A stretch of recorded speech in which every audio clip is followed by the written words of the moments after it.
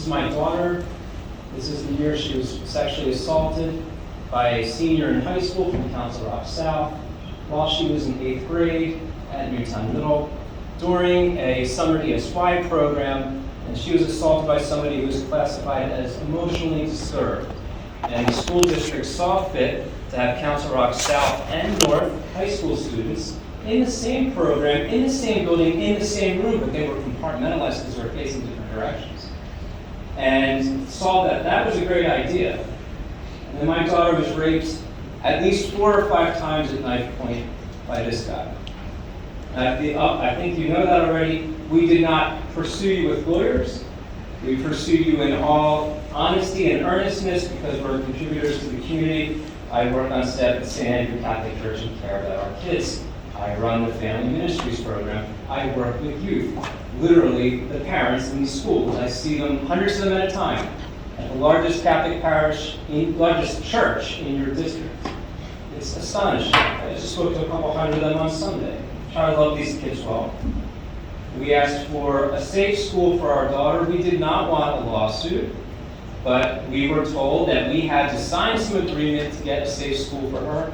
There was no safe school for her in the district for high school. She is going into high school when we finally found out about this, because he was from Council Rock South and his friends were from Council Rock North. She was raped in Council Rock North, and she got death threats in Council Rock North. And there are other details that only the police know. Home invasions, assault, that all happened after she met this guy as an 8th. She didn't meet him. He literally picked her up and carried her into a bathroom and locked the door. We're still doing the same program. We watch them. Naya will tell you, oh, they don't do drugs while they walk across the street on the way to 7-Eleven. We have watched them this past summer. It's heartbreaking. And the update is, now we met with Mr. Amuso. Pardon me. I'm sorry. That's 30 minutes. I'm going to speak. You can carry me out. We met with Mr. Amuso.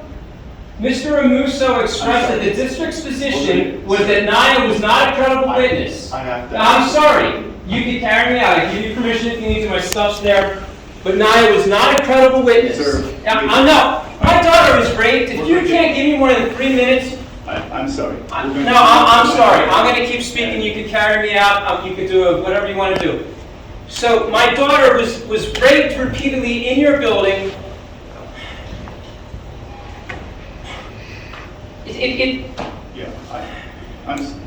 Regrettably, I'm going to. No, well, the update is simple. Mr. Amuso said that the district's position is that she is not credible, which means that CHOP is not credible, NOVA is not credible, the therapist we met with tonight for PTSD is not credible, VCAP is not credible, CCAP is not credible, but the guy who went to jail for stabbing another child is credible.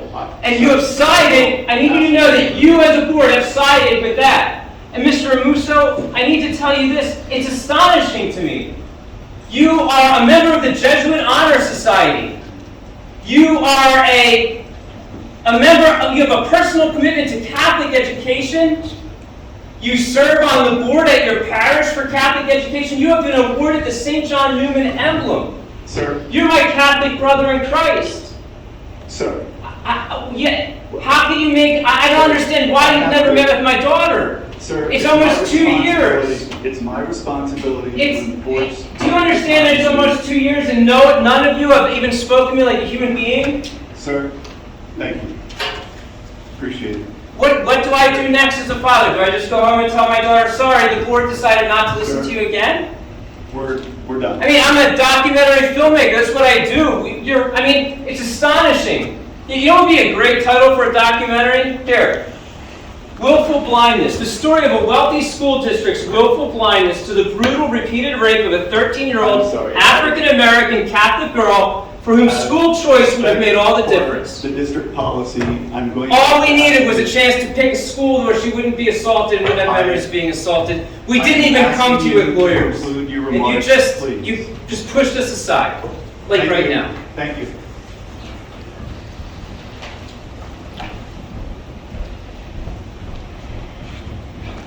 Is there additional public comment?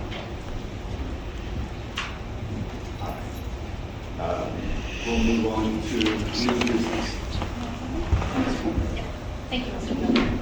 I would like to make a motion that we collect all the text chats from board directors and both solicitors communicating during the board meetings and allow the entire board to see these conversations.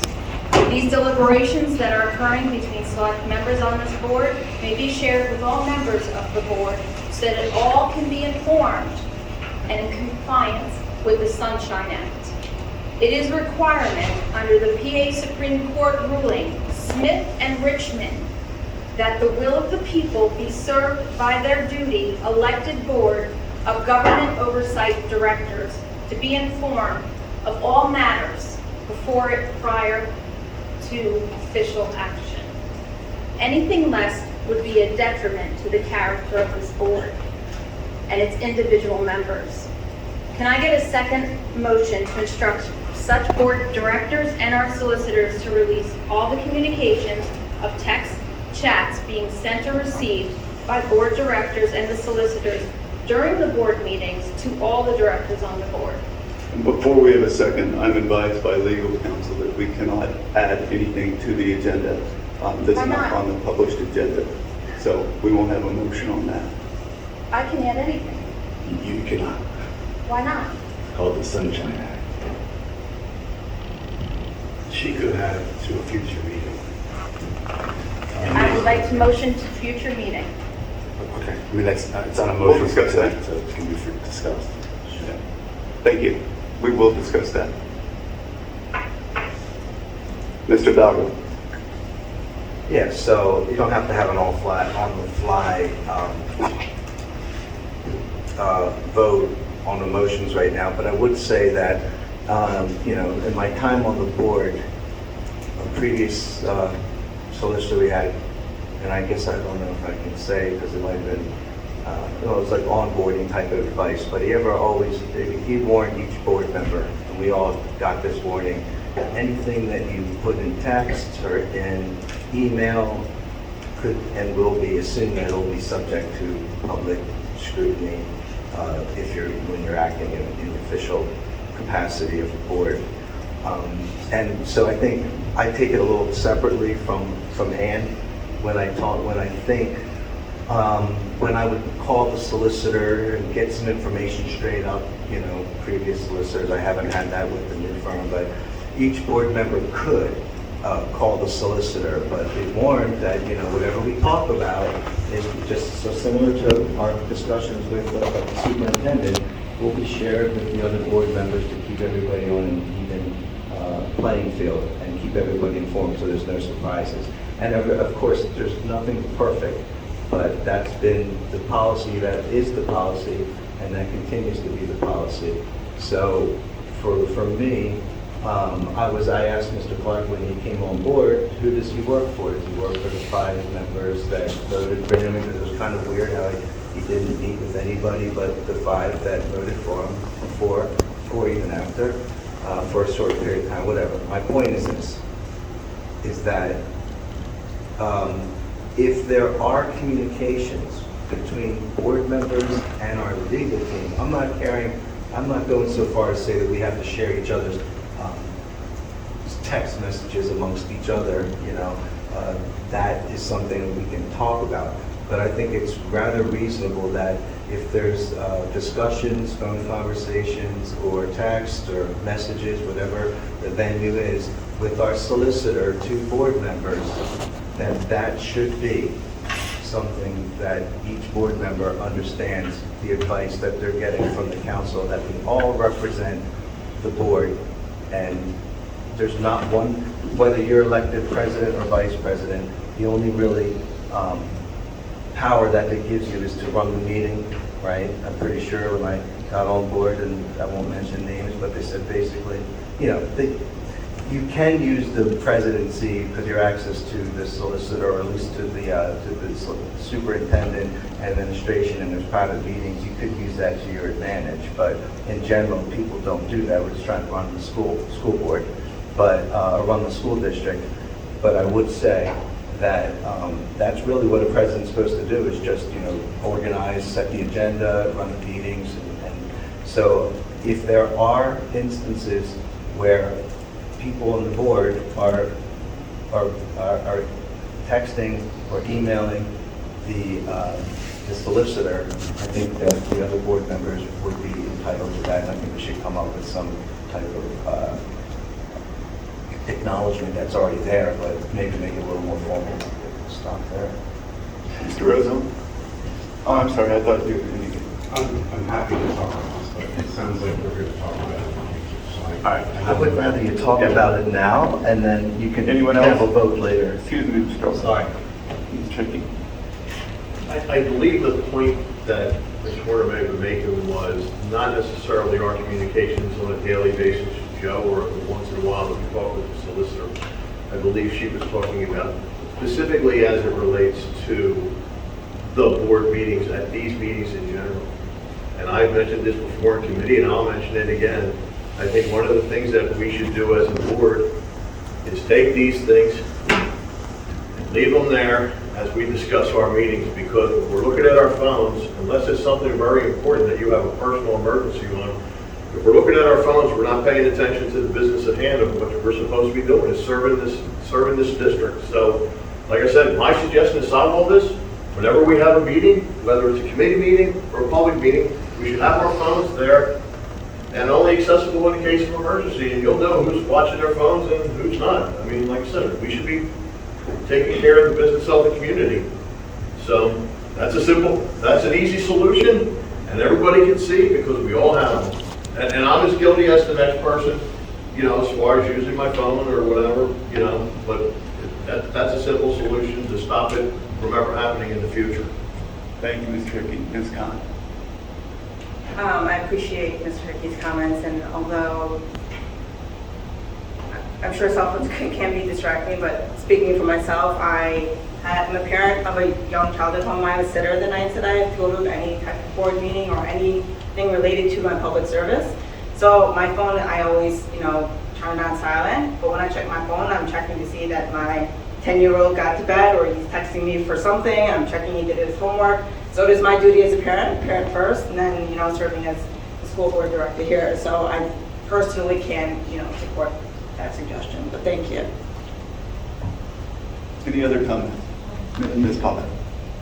So specifically to the text with the solicitor during the board meeting, speaking for myself, I don't need to text. The person is sitting next to me. When I was the president, the person was sitting next to me. So I can just try to ask a question if I have a question about the meeting procedural way, because it's not the time to make any kind of questions that are lengthy. Maybe do we need to amend something? Do we need a second?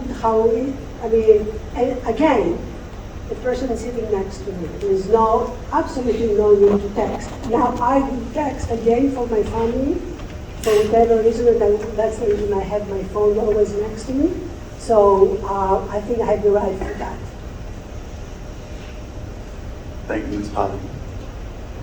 Mr. Roosevelt? Sure. I think that one of the things that we've seen in our PSBA training is indicative that each of the 9 board members receive equal and timely information. Similarly, I'm a father of 3, and I do sometimes receive texts for my business or family. Sometimes it occurs during board meetings. But I understand that we're not supposed to be conducting agency business via text. And it would be difficult. I appreciate Mr. Hickey's comment and sort of sharing with that. I don't know where my cell phone is at the moment. Maybe it's in my pocket. I agree with that. But for public reference, it also would be difficult for the public to understand, are we receiving a text on agency business, or is it regarding business at home? So it is an important issue, and I appreciate the opportunity to discuss it further at an upcoming board meeting, or perhaps wherever this board leadership finds fit. Thank you.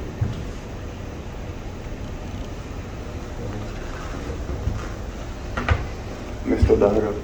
Thank you. So just planning ahead to make sure Anne understands how we're going to proceed with a motion.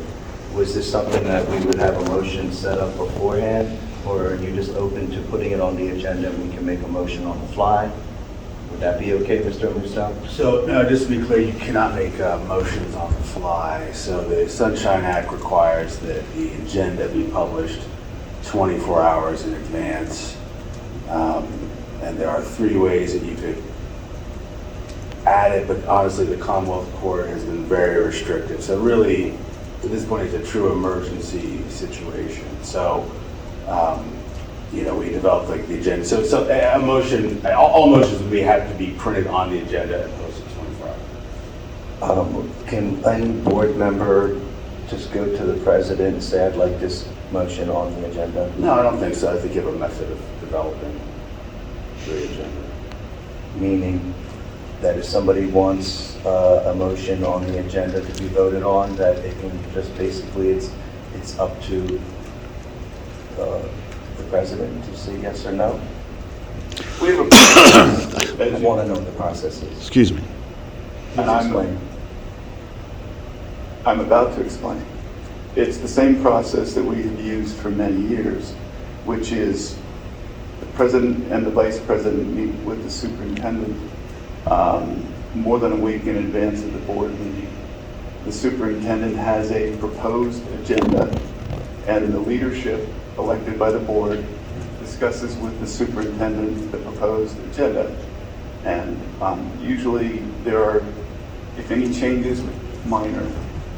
And that proposed agenda then goes to the full board about 48 hours later for the full board's review. And then it is subsequently published publicly. How far in advance do we typically publish it? A Sunday night for a Thursday night meeting? Usually Tuesday morning at 12 a.m. Tuesday morning at 12 a.m., so Monday night. Yes. Yeah, okay. So that's the typical process. And if there were a board member who had a motion that they wanted to put on the agenda, yeah, they would contact leadership and say, here's the motion that I'm interested in putting forward. We would discuss that with the administration. Now, I don't think the board would ever put, should ever put a motion on the agenda without consulting and discussing it with the administration. And through that collaborative process, then we jointly as a board decide what's on the agenda. Okay, so it's not really jointly if it's just the administration and the board leadership. I just feel like this doesn't quite make sense to me. I'm sure there's other ways that we can do our job, because what ends up happening in a situation like this is if you wanted to, you could just say, we're not going to put this on the agenda. And that, I don't think that's how these boards are supposed to work. I think there's a mechanism somehow for even someone in the minority, so to speak, if the leadership is definitely just one-sided, as it is on this board for 2 years, that the minority may not be able to get their motion out there. So something can be added for discussion, and then you can create it. I think, Mr. Amuso, there's got to be a way that people can add something to the agenda as a subject that may end up developing a motion on the fly. We did it here during COVID, but again, that was probably under emergency, as you said. But as I said, to me, it doesn't sound like this is the normal process, that there's no way that, I mean, I see that that's how people want to control things, but I'm not sure that that's exactly the way it always has to be. So, again, the legislature made substantial changes in the Sunshine Act a few years ago, where they significantly limited the ability to add to the agenda. You're right, we used to add things to the agenda all the time in meetings. And in fact, there's a provision in this law that would seem to indicate that you could add a motion to an agenda by majority vote during a meeting, but the Commonwealth Court struck that down. So the state of the law is it has to be on the printed agenda before you can vote on it. I have just two other quick comments. One is, yes, indeed, anybody can bring up any subject for discussion that they want. Right now, we're discussing new business and old business. So you're right, Mr. Hidalgo, we can do that. And Dr. Senko pointed out that I skipped a very elemental process, a step in the process, which is agenda items get worked on in committee meetings. They're brought to committee discusses agenda items, and for those who've attended committee meetings, we discuss, is this item ready to go on the agenda at next month's meeting? And there have been times when in a committee we've said no. There's no agreement on this item, let's work on it some more, and it doesn't go forward on the agenda. So what ends up on an agenda has gone through a committee in almost all instances. Education committee, facilities committee, finance committee, policy committee. So that's the process we typically use. If someone wanted to propose a motion or propose the addition of cell phone bags in every schoolroom, that would go through education committee and we debated there, and if there was agreement, then it would go forward to the full board agenda. Well, thanks for that, because I said if it, she has to bring it back up every time a new business, we can't do a motion 2 meetings in a row, just show something, which I doubt you will reject it, so we'll figure it out, whether it's under policy, looking forward. But for looking in the past, there's got to be another avenue for board members to be able to see what has already happened, and there's got to be a legal process for people to request, board members to request, might be different in the capacity of a board member requesting, kind of like a right to know, which I don't know, this might be for Mr. Amuso, what's the avenue for board members, because board members are privy to information that you may be able to deny the public, but you wouldn't be able to deny a fellow board member. You're right. So that a board member can file a right to know, but right, any communications with an attorney would be protected from right to know. So What if I'm one of the clients? No, I get what you're saying. So that's it's not really a right to know issue. Right, so it's interesting. It's a tough situation, but I'm glad we're having a discussion. Thank you. All right, are there other comments, Mr. Roosevelt? Just quickly, we've been having a discussion in policy committee regarding cell phones for students and administration. I don't know if this element of the discussion finds its way there as well. Mr. Tate, you've indicated that we will discuss this. I don't know where that discussion is. That's to Mr. Hidalgo's point. To Ms. Horner's work, to Mr. Amuso regarding, I don't believe Mrs. Horner may have misspoke regarding trying to make an agenda item for tonight, as opposed to beyond that 48 hours. So making a motion, having a discussion for new business to have this on the next monthly meeting would be well in excess of 24, 48, 72 hours. So it is correct. I thought Ms. Order was trying to make a motion and have somebody second and vote on it. You can't do that. Right, and I understand that, but she could make a motion, couldn't she, under new business for a discussion item in an upcoming board meeting a month from now. And there's just no motion. I understand we're having a discussion. It's clear that there's interest. And I agree with Ms. Tate that process generally goes through committee. The only committee that I can think where this exists in would be policy, since we're discussing it. So I don't know if that's where this discussion is headed. What did you have in mind when you said we're discussing? I think that's a reasonable option, is to take it to the next policy committee meeting and bring it up as a proposal and see what the members of the board feel at that point, and see if it materializes, goes forward. Thank you. Ms. Horner, does that help your motion? Yeah, it does. I just want to make sure I'm clear that I'm talking about what previous communications of texts and chats were, that we have privy to those information.